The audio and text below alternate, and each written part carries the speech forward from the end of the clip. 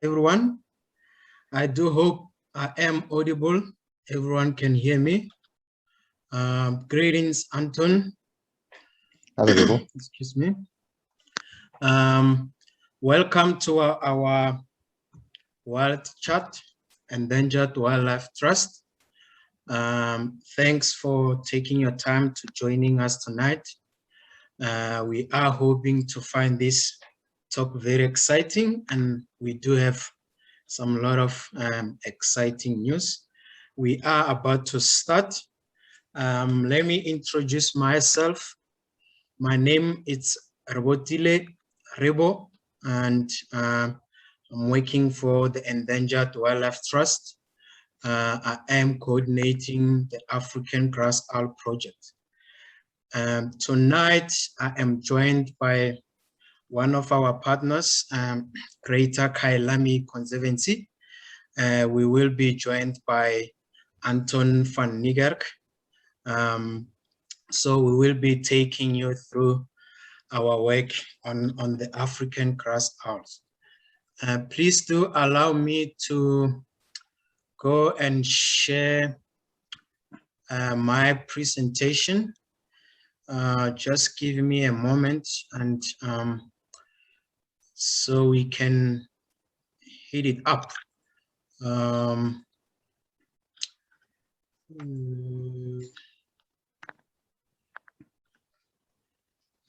Okay.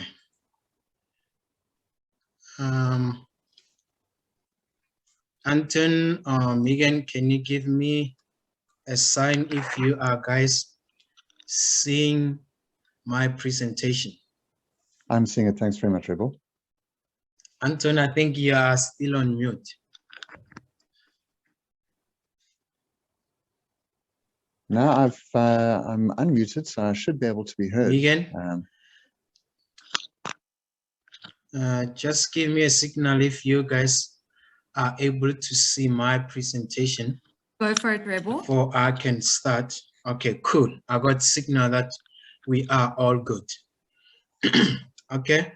As I've said, my name is Rebo, and then I will be talking to you about the African Grass Owl Project in the Highveld of South Africa. And then I'm joined by Anton van Niekerk from Greater Kyalami Conservancy.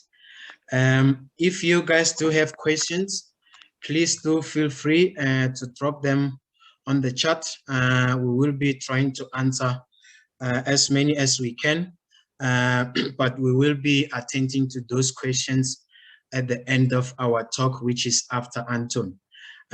We do hope that we will put those questions there, and then we will attend them. So let's get started. The hidden in plain sight African grass owls of South Africa. You might be aware that, excuse me.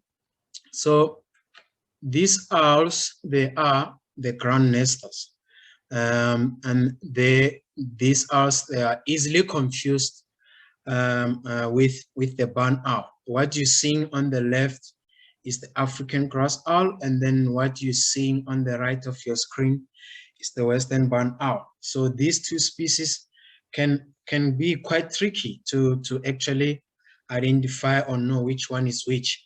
But I will take through how you can identify those when you are in the field. But of course, the African grass owl nest on the ground, and then the barn owl, you'll find them normally in the buildings or in the trees. Other than that, you will see they are quite different and look different. And the other species, which is completely can be tricky and confused with the African grass owl, it's a marsh owl, which is on the left of the screen, and then on the right of the screen it is the African grass owl. And then, but then there, the obvious key identification feature there is the feet of these owls. So in the African grass owls, you will see the feet protruding or extending beyond the tails. I mean, when you are in the field, you're on ground, That's one of the obvious key features that you can actually look at. Other than that, the faces and the head, marsh owl, they are smaller, and then the African grass owls, they are much bigger when compared with the marsh owl. But then these two, you can find them in more or less the same habitat site, which is around the wetlands or the flays or the marsh. So these two, they are both nesting on the ground. So these species, the African grass owls, we do know that they are wetland specialists. We do understand that they are restricted to the wetlands, the undisturbed wetlands. And then we do also understand that they are regionally or in the country in South Africa, they are still vulnerable in terms of their conservation status. So at least that is what we are understanding now. And we also do understand that there is no enough scientific data that can actually give us heads up in terms of how we can best approach this. But that's when we started this project as Endangered Wildlife Trust 10 years ago, to actually understand the species, the ecology, the biology. So we have set up a number of goals and objectives in terms of understanding the species. So 10 years ago, we have been on ground. We have been identifying and actually wanting to know where we can find these very beautiful, majestic birds in the high veld. So what you are seeing now, the stars were on the screen in Gauteng and in Mpumalanga in the high veld. What you're seeing, those are the actual breeding sites or breeding territories that we have identified in the past 10 years. So that is actually what you are seeing now. So what we have done is these breeding patches or the grass patches, we will be going out and identifying actually where we can find these breeding owls. So what you are seeing now on your left of the screen, it's how it looks like in summer, is a breeding patch which is dominated by the Imperator cylindrica grass type, which is often called the Kugon grass. So it's one of the best breeding sites that we have managed to identify. On the right, it looks more or less brownish to reddish in color. So that's exactly the same breeding pair in two different seasons. So this is one of our best breeding sites that we have identified in the high veld. And inside these breeding patches, these African grass owls, they actually form or create or build a tunnel that they actually breed in or lay eggs in. So inside there, when you are looking for them, you can find the active nest with the chicks. And once the chicks, they are older enough or ready to fledge, we do put the ringing on their legs.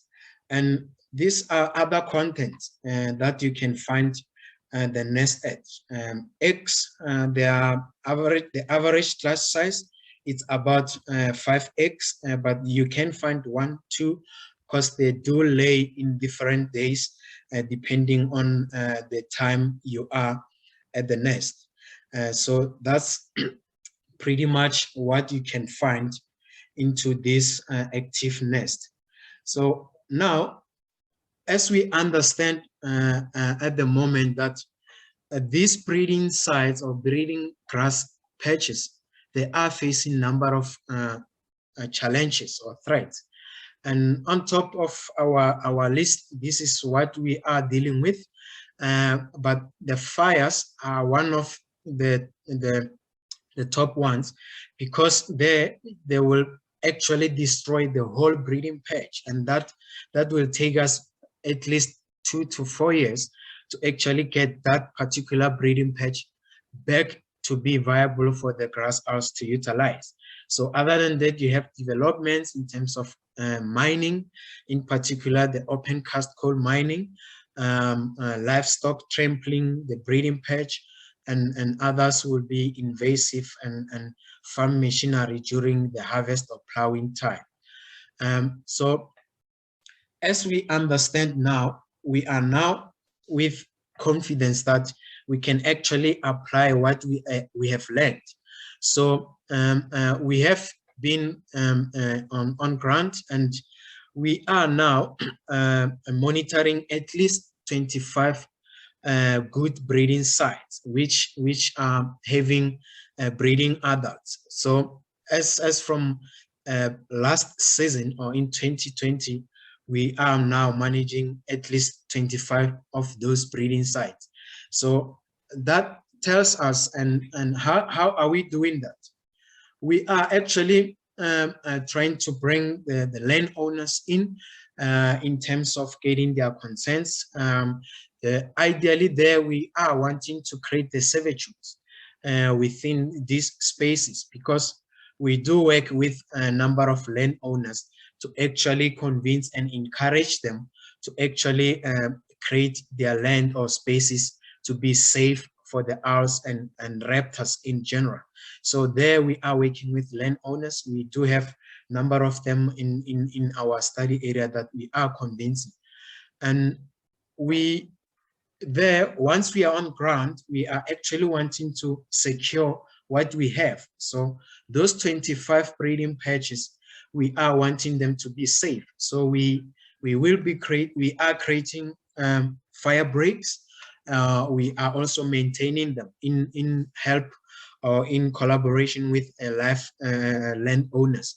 And again, we are creating a safe-proof fencing to keep the livestock out. Normally what will happen is during rotational grazing, the landowners will rotate their livestock within their lands. So we will be creating the exclosure just to keep those breeding sites safe. And in collaboration and in consultation with these landowners, we are actually encouraging and working together to encourage them to actually improve their land management with our conservation approach and theirs. So again, with that, we have identified some of the areas where we can actually try to rehabilitate or bring back what have been lost during some of activities such as mining. So we have identified one of these areas in the Mafuve mining lands outside Middelburg in the Mpumalanga province. We have been working with them to actually try to recover what we believe that in the next future, it will be a potential or viable breeding habitat for the owls. I mean, in general, the safe space for the owls. So this is the project that we have started, and then we are slowly eliminating all of the challenges and threats around this and setting the foundation there to actually recover and rehabilitate those lands. Now I am going to take over and introduce Anthony just to take us through what we have been doing with them in Gauteng at the Greater Kyalami Conservancy. Anthony, if you can still hear me, I think now you can talk to us about what we have been doing in the past years with GEKCO. Great, absolutely. Thank you very much.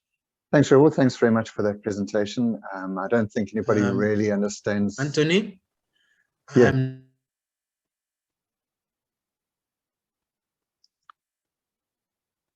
I just wanted to confirm, I think we've got good signal and sound from my side. Yes, go for it, Anton. Great, thanks.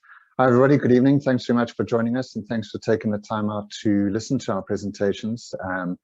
It's indeed a very unique bird, one that nobody really ever gets to see, which is why Rebel was talking about it being the hidden bird, the hidden grass owl. It's something that nobody will probably see in a lifetime. And so we are very honored to indeed be working with these owls, very interesting and very unusual owls. What I'm going to do is I'm just going to get into the Kyalami aspect. So in the Kyalami area, we've got the Greater Kyalami Conservancy, which is 34 square kilometers in the north of Johannesburg. And the area that it covers is mainly large plots. You're not allowed to subdivide below 1 hectare in this area. So it's mainly large pieces of ground. And I'll just take you to when we started. In 2013, one of the GEKCO biodiversity team went to assist to document a plot that a landowner had set aside in order to protect African grass owls. And there was a proposed development nearby, and they needed to have it ascertained that there was, in fact, African grass owls at the site. And so they went to have a look and see what was there. I'm just now going to cut across to my presentation on the other side. So if you could please activate that, Megan. Sorry, the slideshow on the other side. I'm working on 2 parallel devices. The one has got the presentation, and the other one has my talking side. We've got technical glitches. Anton, just share your screen from Daryl's computer and you'll be able to. Right, let me do that.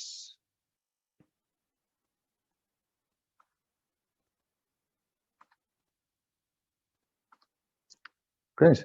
Is that active now? Fantastic. Great. So while they were there and they went out and had a look to see if they could identify the grass owls, suddenly there was a fire that started up next door, and it swept through the plot. And indeed, a grass owl did flush because it was fleeing for its life. And we had a great suspicion that the fire was set by somebody to destroy evidence of biodiversity and the evidence of a threatened species on the plot. This motivated us greatly because we realized just how sensitive and tenuous the life of these owls are. And so we reached out to the Endangered Wildlife Trust, who'd actually been out to the plot, and we contacted Matt Pretorius, who was running the EWT grass owl project at the time. And he then went to one of the sites where there was another grass owl, and they decided to fit a tracking unit onto the owl in order to get a better idea of how the owls are hunting and surviving in a peri-urban environment. There was some information about how they were existing in a rural environment, but not in a peri-urban environment. So Matt and his team, Emily Taylor being part of it, came out the one night. And so I'm just going to make sure that we page down here. And they then put a tracking unit on the owl, which was fantastic. It was really exciting for us to find out what the owls were doing. And they couldn't have put it on at a better time, because that site also was burnt down in a short period after that. And so we were able to see where the owls went after that. And the tracking device actually gave us fascinating information. It allowed us to see that the owl followed the wetland system. It went then to River Sands and Helderfontein, which was quite nearby. And it's roosted there, and it fed there for quite a while. But then it moved on all the way across to Northern Farms, which is on the other side of the N14 in the Crocodile River Reserve. And the owl stayed there for quite some time, hunting, feeding, maybe even breeding. But then it actually came back, and the owl actually left Northern Farms, which is a very rural environment, what one would call pristine conditions for a grass owl, and actually came back to the site that it had been previously, which shows if they find an ideal site, they will come back there again and again. And this owl we named after Emily Taylor, who was there ringing, and actually came back and bred again. And we photographed this owl from 2013 up until 2017. And just as a matter of interest, this plot is now earmarked to be destroyed by a road, and just highlights the threats that the species does actually face. After the success of Emily the owl, the biodiversity team decided to see how many sites were there in the conservancy with grass owls. And we spoke to Matt and formalized and structured our surveys, proper survey forms and research methods. And shortly after that, Rebel Tile came onto the team, and we now have Rebel ever since then working with us on the project. One of the most important research tools that we employed was photographing all the owls that we came across. The reason being that there's a lot of discrepancy about what owl you're seeing, and we needed proof that the owls that we are flushing are indeed grass owls, and as Rebel said, not marsh owls or other owls. The photographs also help us to determine the age of the owl. So here you see an owl that's got quite a dark facial disc. And here's a close-up of a very immature owl. You can see the facial disc is very dark in color. And that shows us that it's a very young owl. They need to be dark to be hidden in the grasses.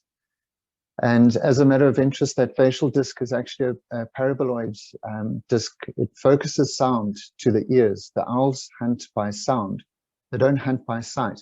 And that shape of the feathers actually direct sound into the ears. Here you'll see an adult owl with a very white facial disc, so that you can actually tell very easily what owl you're photographing. Are you photographing a juvenile, or are you photographing an adult? And we just wanted to thank Canon South Africa for helping us out with gear and as you can see, very long lenses and very fast cameras and bodies to be able to photograph these owls, because they pop up out of the grass and then they disappear. We often get members of the public contact us and say, oh, it's fantastic, I've got a grass owl on my plot. And we then go out and survey the area. 98% of the time, the grass owl is actually a marsh owl.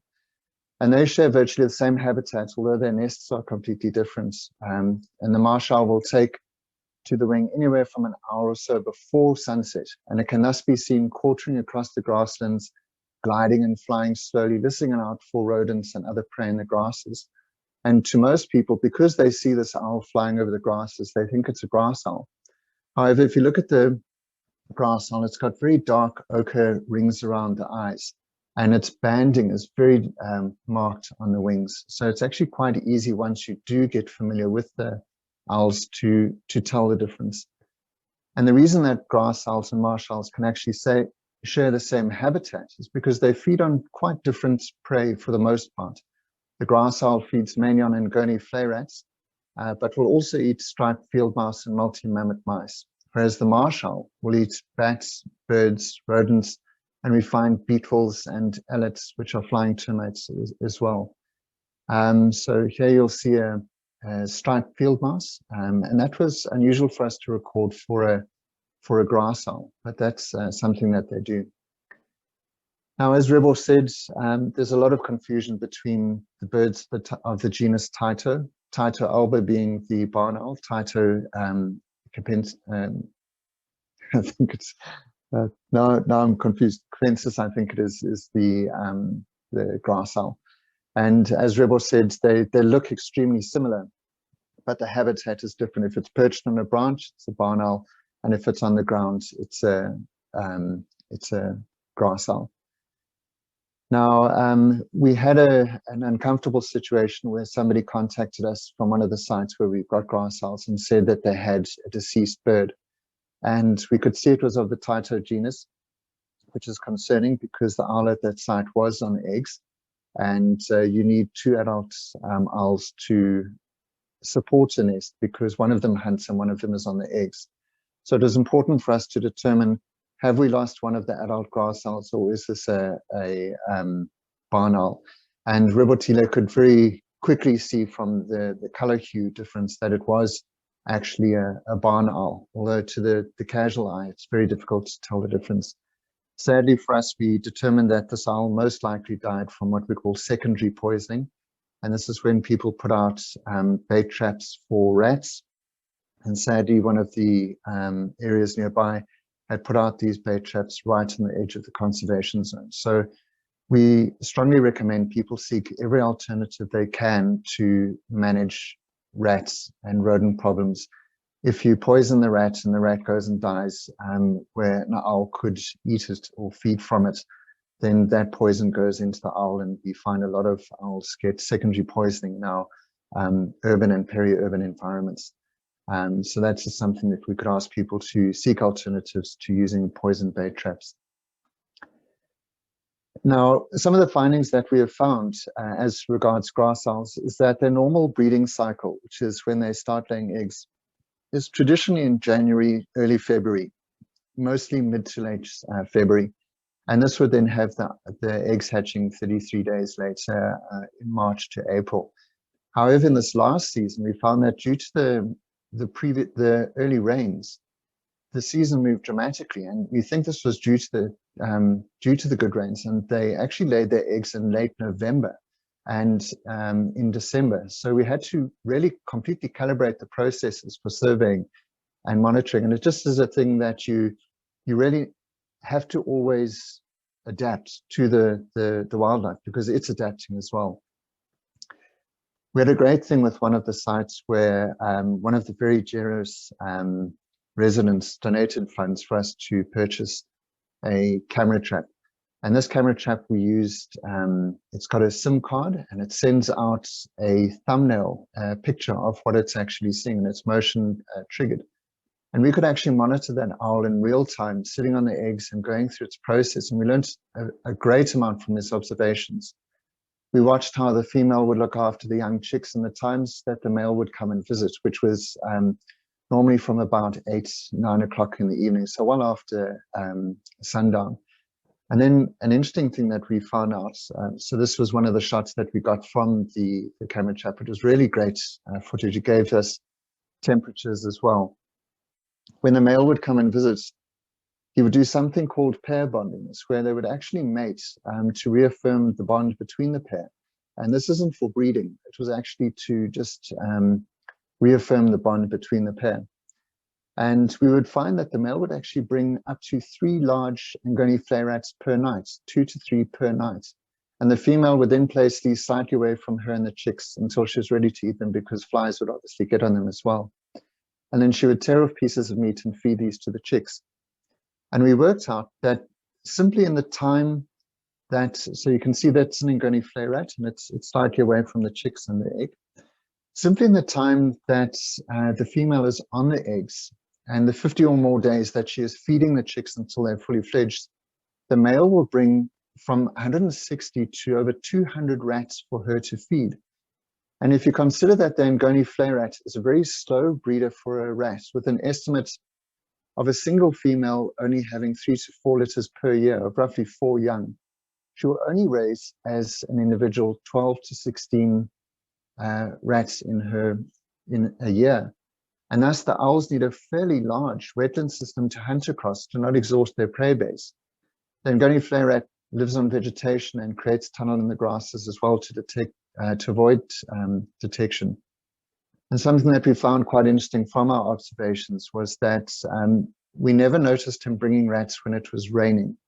And we assume that this is because the owls hunt by sound. And it would make sense that the rain might mask the sound of the rats in the grass, or it might be that the rain might hamper their flight or inhibit the silent flight of the owl due to the saturation of the feathers. We weren't too sure, but it was something to note.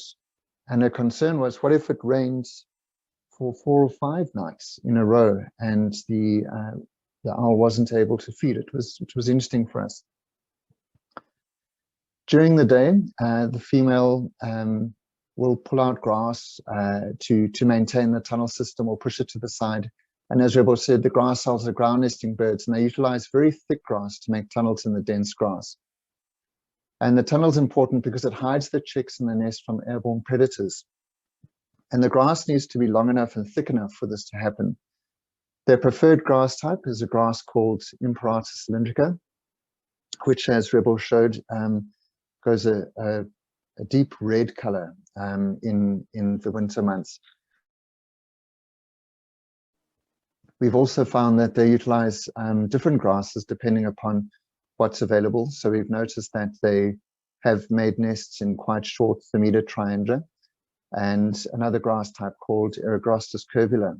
And we've even noticed sometimes in sedge and different other similar grasses. However, the marsh owl will often utilize something called bankrupt bush, in Afrikaans bankrotbos, which used to be called Stevia vulgaris and now is called Cerifrium plumosum, or other weeds and other grass types. So the marsh owl is very adaptable, whereas the grass owl sadly, being a niche specialist, doesn't adapt. And that's one of the things that's causing this bird to become more and more threatened over time. When we identify a spot that is suitable for owls to utilize, then we set about walking through the grass, looking for the telltale signs of their presence. And this is normally just a slight disturbance in the grass. Now, a marsh owl will flash when it's anything from 15 to 10 meters away. However, grass owl will still stay put until you're right on top of it. And then it'll flash out. Once the owl has flashed, then we have a look around to see if we can see any kind of tunnel system. The tunnel system can run for a few meters. So if you approach from the wrong direction and you step on the tunnel system, you could step on eggs or you could step on chicks. So we have to be very, very careful, and it's really down to experience to know what the best course of action is and why we dissuade people from going out on their own to try and find grass owls, because you could very well be trampling on a nest site and destroying the eggs. When we do find eggs, then, sorry, this is just to show how close that grass owl was when it flashed from Rebel. Gave him a bit of a startle, which was great. When we do find eggs, we like to see, are they dirty, are they clean? The dirtier they are means they've been there for longer. And one of the things that the first time you approach an active nest site is you get a bit of a fright. We're in tall grass up to your elbows, and it's extremely thick and in a wetland.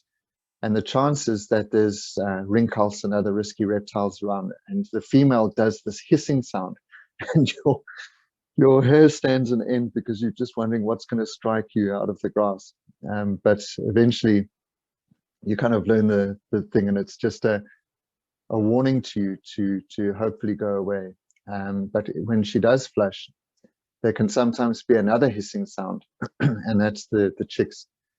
Now, ground nesting birds are extremely vulnerable to predation, so they do their best to deter predators, and that's through this hissing to make it sound like a cat or a snake. But when the hissing doesn't work, they flop onto their backs and they present the talons. Now, these are very sharp talons, and when we work with the birds, Rebel's had a couple of good punctures from these talons, and the talons are the first mode of defense, and the second is the beak. The beak is just backup in these situations. With a bit of experience, we can tell with a fair amount of accuracy if the grass is dense and tall enough to be used as a nest site. Now, the owls avoid nesting where there are trees. We have found perfect nest sites with the perfect conditions, only to have trees in the wetlands. And a tree is a perfect place for a raptor to roost, and a raptor is a great threat to the little chicks. So they would normally avoid it. With the recent site, there was indeed a nest site right next to a pine tree, and we had a panga with us because we were chopping down the invasive pines in the wetland system, but chose not to chop the tree down in case it caused the chicks, caused the owls to abandon the nest. We returned, the chicks hatched, and they were going along quite well, but then suddenly they disappeared. So we decided that there was a risk of predation and chopped the tree down. And a few months later, she successfully raised 2 chicks, which we ringed, and that's proof that the trees are a big liability. The male doesn't roost with the female. He'll be in the same grassland section, but around 10 to 30 meters away, and he won't make any kind of tunnel system. He's just going to have a small hollow in the grass. Now, the EWT have started to ring the chicks just before fledging. So when we do come across chicks, we look at how fluffy they are to determine their age. So it is actually quite easy to tell how many weeks old they are from the state of the feathers on them. Now, with the ringing that the EWT have done, they put a sap ring on the one leg, and that's something that's got all the details of who was the person who did the ringing, etc. So it helps if the bird is recovered to contact the person who did that, to tell them how far it's dispersed, etc. And then we also put a color ring on the other leg. And the coloring is like they have at the vultures. It's easy to then see at a distance the number of that bird, and you can then tell where it was, where the chick was born, where it's dispersed to, etc., etc. And it really was important for us. In 2017, we ring 2 separate sets of chicks from the same site, one set in March and one set in June. And 2 years later, we recorded a breeding pair 5 kilometers away. And coincidentally, the one was a chick from the March ringing and the other one from June. And this also established for us that at 2 years of age, they could indeed breed. So it was very important, this process that EWT is doing of ringing chicks when they're ready to fledge. So you can see quite readily, it's easy for us to photograph, seeing as the legs also hang past the tail feathers. On average, so there's the photographic reference that we do. On average, the chicks in our area lay 3 to 4 eggs per clutch, and for the most part, 2 to 3 of those chicks reach full maturity. Now, ground nesting birds run the risk of various predators in the area. These range from domestic cats and dogs to jackal, mongoose, genets. We have large spotted genets. And as Rebo said, horses or cattle can walk through a nest site and trample eggs and chicks. And then we've got reptiles like monitor lizards, which eat the eggs and the chicks. And then predatory birds like crows, herons, harriers, those are a risk. And then people can destroy the nests by riding bikes or vehicles through wetlands. So a ground nesting bird has a great range of threats to it. It's quite a thing for it to survive. And here was a nest site that we had great hopes for, and sadly a predator destroyed the eggs and the adult owl, and we lost that site for quite a few years. We haven't had it be successful yet. So it's a big problem to us. However, the greatest loss in our area to owls is habitat loss due to development. And we find people drain wetlands, then they cut all the grasses for paddocks, gardens, crops, houses, and other buildings, and other reasons for just keeping the grass very low. And the second biggest threat, as Rebel mentioned, is fire. And this is a great habit that we have of habitually burning the veldt. Now, the veldt can be burnt for many reasons, but each one will have the same destructive consequence on the owls. And it should be noted, I'm specifically talking about the owls in the Kyalami area. And Midrand is a smoke-free zone, so it is actually illegal to burn the veldt, even as a fire break. But you are still required to cut a fire break. Now, in the Kyalami area, we've got relatively small pockets of open land or veldt. And due to the lack of interconnectivity with other portions of open veldt, it's not always possible for the biodiversity to repopulate a burnt section. So with some patches of veldt, we noticed that it takes longer than 2 years for the prey base to stabilize again. So while the grass can recover within 2 to 4 years to be adequate for breeding again, for nesting, the area lacks food or prey for the owls. So that's a great problem. People forget about the fact that they're a predatory bird and they need prey. And what we've also noticed is that post the fire, the areas have a higher invasive weed population afterwards, and this pushes out the grasslands. You can see this owl trying to land amidst a thicket of pom-pom weed, which is a great problem. Now, some people burn the grasses as a weed control mechanism. How we found, however, that this has the reverse effects with a number of the invasive weeds, and studies are showing that they actually proliferate a bit faster than the grasses. So it's a big problem. So please be very wary of any kind of fires in the open areas. Now, during the recent drought years, we had the intense heat waves, which led to incredibly destructive wildfires, and they decimated almost every breeding site. The wetlands started to dry up, and we noticed that the imperator regrowth was getting increasingly sparse. The EWT sites in Gauteng and Mpumalanga had no recorded successful fledglings, and none of our sites in Kyalami had successful fledglings either. Now, the nest site with the camera that monitored the nest from when the eggs were laying was our most tragic example. We had 10,300 images of this owl going from an egg onwards.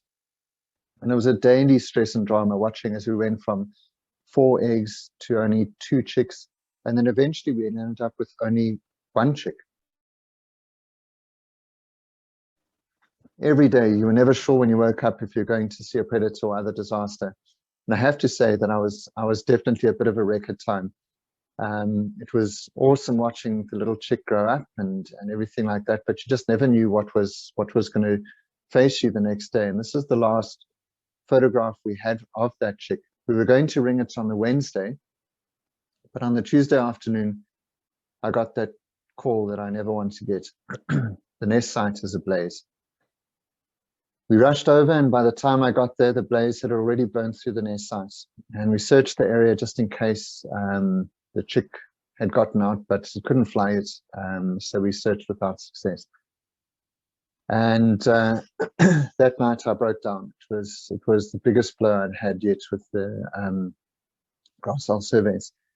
And this nest site was our last hope in 2 years of disappointment, only to lose the chick to something that was completely avoidable. So that was 2 years of really, really, really, really tough times with predators eating adult owls and destroying eggs and sites burning down. And then the last sort of nail in the coffin was the chick being burnt alive. And you can see the camera in the background burnt up as well.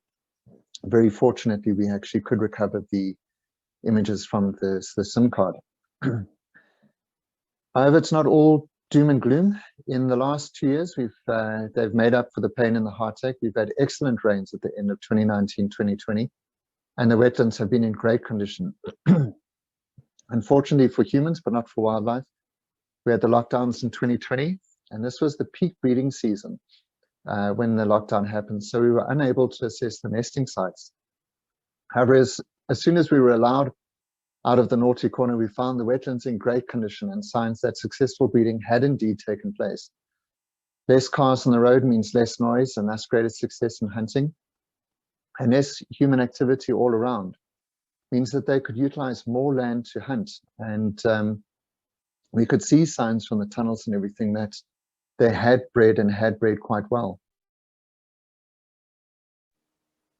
The 2020-2021 rains were also good, and the grasses have definitely bounced back. We've had the best recorded breeding season so far, and the one site has chicks at the moment, which we hope to ring soon, and one site is a potential active nest as well. We're very cautious about what climate change is going to bring, as well as the ever-present pressure on the loss of habitats in our area.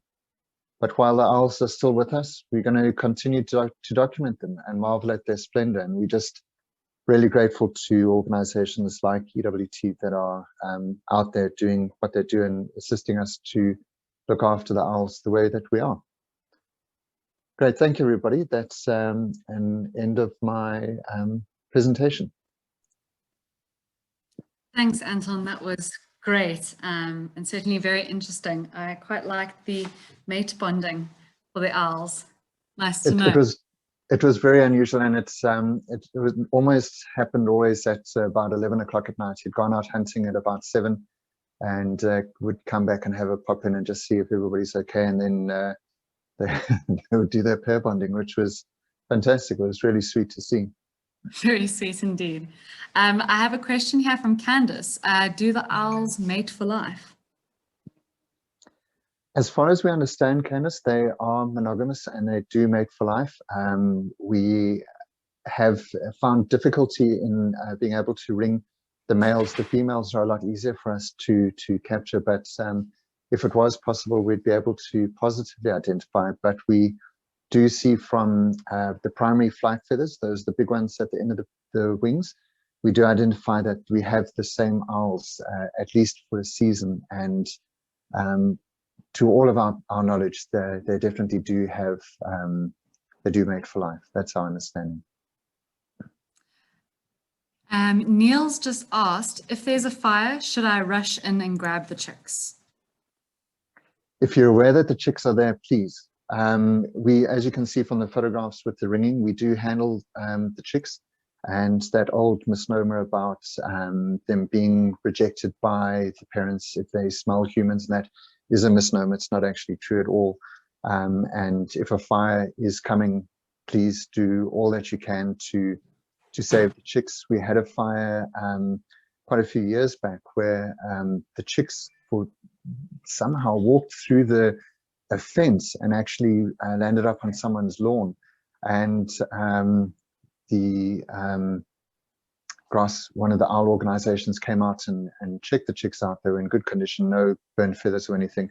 And there was an unburnt section which was protected in the wetland, and we put them back there because the neighbors heard the owls calling at night, the adults. And so we put them back there, and sure as anything, the adults came back and fed the chicks in this very, very small unburnt patch in the middle of a burnt wasteland. So yes, absolutely. Please save the chicks, and we can come up with a remedy at the back end of that. Oh, amazing. We've got another question from Darren. He's seen either marsh or grass owls at ICB. I'm not too sure if you know what ICB is, Anton. Darren, Yes. if you, okay, great. Do you know which are more prevalent there? Yeah, we've done a good few surveys at ICB. It's ideal habitat. We've got beautiful stretches of Imperator grassland in very nice wetlands.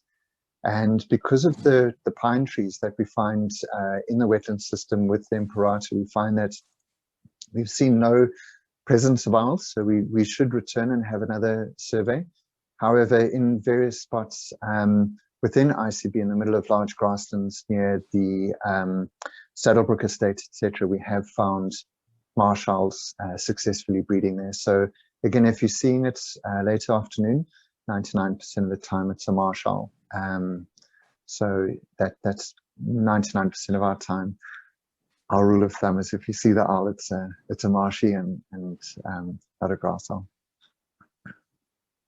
Brilliant. I don't see any more questions, but perhaps, Anton, if you'd like to just say, what are the sort of take-home messages for landowners in the Greater Kyalami area that you'd like people to know, just to end off? Yeah, we're really blessed with an incredible area in that we are a hotspot for giant bullfrog. So just to confirm, we get two types of bullfrog in South Africa. We get the giant bullfrog and the African bullfrog. And people often call the bullfrogs that we get giant African bullfrogs. So that's a misnomer. We actually only get giant bullfrog. And we're one of the few breeding sites that are left in Gauteng. And that is also a wetland species. So if we can do what we can to protect wetlands, wetlands are our cornerstone for humanity. South Africa is a water scarce country. We get very little rainfall, and every bit of rain that we have should be utilized and protected. And what most people don't understand about a wetland is it's a very, very slow release system. It's a seep ground. And what happens in the dry months is that water volume that's held in the wetlands trickles down into our rivers, and that feeds our dams and feeds our water utilization systems. So those wetlands are the things that save us in our 6 months of dry in South Africa. So it's a thing that humans should do just to look after ourselves, is protect our wetlands. The wetlands filter out the chemicals and pollutants, heavy metals, etc. They trap oxygen, they trap carbon. So they release oxygen, they trap carbon. One of the highest carbon sequestration processes that we get is in wetlands due to the water. Obviously, we have a higher growth rate, etc., with plants. They mitigate stormwater to have a slow release into the rivers so they don't flood. There's thousands of reasons why wetlands should be protected, and people they look at wetlands and they say, my wetland is messy. Your wetland is fantastic. It's looking great. Please don't go in and trim it and clean it up and make it look nice. That is not an effective running wetland. An effective running wetland is that messy wetland with all the reeds akimbo and all that sort of stuff. That's what the other birds hide in and things live off. And so a messy wetland is a good wetland. So yeah, please don't cut within 30 meters at least minimum of a wetland. 50 meters would be great. But if we can leave those, because then everything else goes there to feed and to drink. So it's a resource for all wildlife. All wildlife will utilize the wetland, especially during the dry months. Oh, brilliant closing remarks there, Anton, especially with it being the UN Desertification and Drought Day on Thursday. Wetlands are very important, especially to South Africa. Critical. We cannot overemphasize the import of wetlands. It's oxygen and water, the two things that humans need the most, oxygen and water. And yeah, everything that exists around that makes it healthy and has been evolving for millions of years to make it effective. Leave it alone, it runs well by itself. They're fantastic systems and great to understand. Definitely. Thank you so very much. Thank you everyone for joining us this chilly evening. We have a couple of other questions. I see they haven't been answered. We will get to these and we'll respond back in emails. Thank you to Anton and Rebel for taking time out for a great presentation. It was truly fascinating. I hope everyone has a wonderful evening and look after yourselves. Thank you very much. Thanks. Bye-bye. Cheers.